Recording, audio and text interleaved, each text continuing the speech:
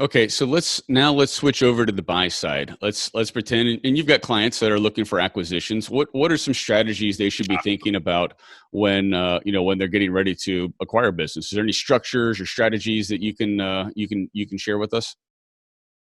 Yeah, there's several things that I highly recommend. Like right now, I think that the stock market is still heavily, heavily overvalued. And those publicly traded companies get this exponential multiple, where private companies, the multiple is much, much smaller typically. So we want them to move and liquidate and move to cash as much as possible. So if they have 401ks, simples, or SEP IRAs, we want them to roll it over to something self-directed so that money has a checkbook attached to it and they could move quickly on this. We want to make sure that, anything that they could do right now with the CARES Act, like if they can get an EIDL, an emergency disaster loan, that's going to be 3.75%, isn't predicated upon their credit score, and can have really long payback periods. Grab access to that cash right now, independent of whatever business you're buying. You're starting to gather those assets and build what I would call an opportunity fund, right? So you want to build that opportunity fund so the best business deals out there are going to get gobbled up by people that can move swiftly.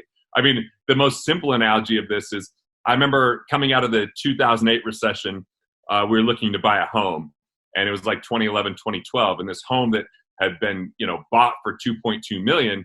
I was telling my wife, they want to sell it for what they bought it for, but it's not going to do that. Why don't we get it for 1.5 million?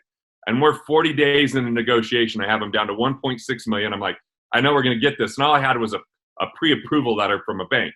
And another family came in that had cash and bought that house for the exact amount I thought it would go for, 1.5 million.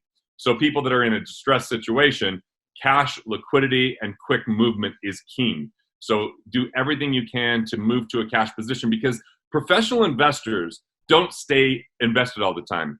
Before, in 2019, what we were seeing is the wealthiest people in the world, the reports were between 37% and 39% of their money was sitting in cash.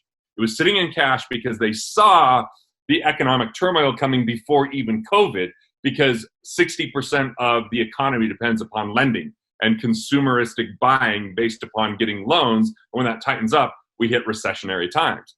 We're in store for major opportunity over the next 6 to 36 months. It's going to be unprecedented transfer of wealth.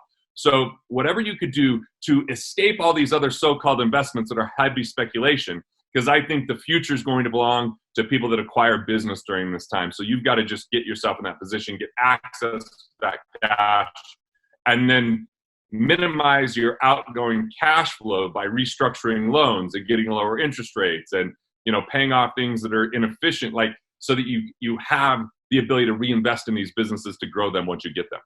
Be sure to subscribe and hit the bell for notifications about new videos and interviews. And introduce yourself in the comments.